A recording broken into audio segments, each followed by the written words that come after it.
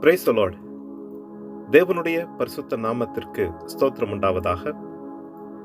தேவன் நம்மை நடத்துகிறவர், துணையாய் இருக்கிறவர், ஒரு நாளும் நம்மை விட்டுவிடாமல் தம்முடைய அன்பினாலே நம்மை பாதுகாக்கிறவர். கர்த்தர் நம்மை ஆசீர்வதிப்பாராக.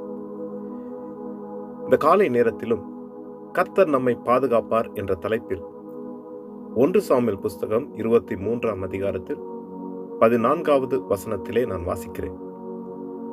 சவுல் அனுதினமும் அவனை தேடியும் தேவன் அவனை அவன் கையில் ஒப்புக் கொடுக்கவில்லை. பிரியமானவர்களே, இஸ்ரவேலின் ராஜாவாகிய சவுல் தாவீதை கொலை செய்யும்படிக்கு ஒவ்வொரு நாளும் முயற்சி செய்கிறான். ஈட்டியாலே சுவரோடு அங்கு கொல்லும்படிக்கு எத்தனையோ முறை முயற்சி செய்கிறான். அது நிமித்தம் தாவீது வனாந்தரத்திலே அவன் ஒளித்துக் கொண்டிருக்கும் நேரத்தில் கூட சவுல் ராஜா அவனை பின்தொடர்ந்து எப்படியாகிலும் சவுலை பிடித்து அவனை கொலை செய்ய வேண்டும் என்று சொல்லி தீவிரமாய் முயற்சி செய்கிறான்.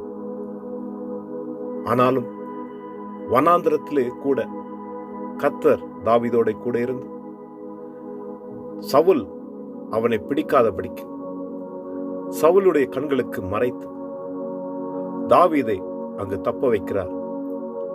தாவீதுக்கு பாதுகாப்பாய் இருக்கிறார். எவ்வளவுதான் ராஜா முயற்சி செய்தாலும் அங்கு தாவீதை தேவன் சவுலுடைய கைக்கு ஒப்புக் கொடுக்கவில்லை. தீமைகள் நம்மை தொடர்ந்து வரலாம். நம்முடைய பலனுக்கு மிஞ்சின காரியங்கள் நம்மை அழிக்கும்படிக்கு நம்மை தொடரலாம். ஆனால் கர்த்தர் நம்மோடு கூட இருக்கிறபடினாலே அந்த தீமை நம்மை மேற்கொள்ளாதபடிக்கு அவர் நம்மை பாதுகாப்பார். கர்த்தர் மேல் நம்பிக்கையா இருக்கிற மனுஷனுக்கு ஒரு நன்மையும் குறைபடாது. காலங்கள் நாங்கள் விரும்பினபடி இல்லாமல் இருக்கலாம். எங்களுடைய இருதயங்கள் சோர்ந்து போகும்படிக்கான பிரச்சனைகள் சூழ்ந்து இருக்கலாம். மனம் உடையும்படியான காரியங்கள் நம் வாழ்க்கையிலே நடக்கலாம். பலவீனங்கள் இருக்கலாம். ஆனாலும் கர்த்தர் நம்மை கைவிட மாட்டாருங்க. அவர் நம் பக்கத்திலே நம்முடைய நிழலாய் இருக்கிறார். தீமைகள் எத்தனை வந்தாலும் அவர் நம்மை கைவிட மாட்டார். தாவீது இதை குறித்து அங்கு சங்கீத புஸ்தகத்திலே சொல்லுகிறாரே, 31ஆம் அதிகாரம் 8வது வசனத்தில், சத்ருவின் கையில் என்னை ஒப்புக்கொடாமல் என் பாதங்களை விசாலத்தில் நிறுத்தினீர் என்று சாட்சியாக சொல்லுகிறார். கர்த்தர் நிச்சயமாக தம்முடைய பிள்ளைகளை பாதுகாப்பார். நாம் போகிற பாதையில் எத்தனை சூழ்நிலை, எத்தனை கொடுமைகள், வேதனைகள், துக்கங்கள் நிறைந்திருந்தாலும் கர்த்தர் நம்மை கைவிட மாட்டார். தீங்கு நாளிலே அவர் தம்முடைய கூடாரம் மறைவிலே நம்மை ஒளித்து வைத்து பாதுகாத்து நடத்துவார். அவரை நோக்கி காத்திருப்போம்.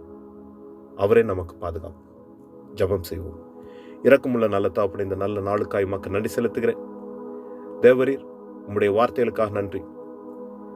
எங்களுடைய வாழ்க்கையில நாங்கள் போகிற பாதையில் இருக்கிற எல்லா தீமைகளுக்கும் எங்களை விலக்கி அந்த தீமைகளை எங்களை மேற்கொள்ளாதபடிக்கு உம்முடைய கரமானது எங்களை நடத்தும்படிக்கு ஜெபிக்கிறேன்.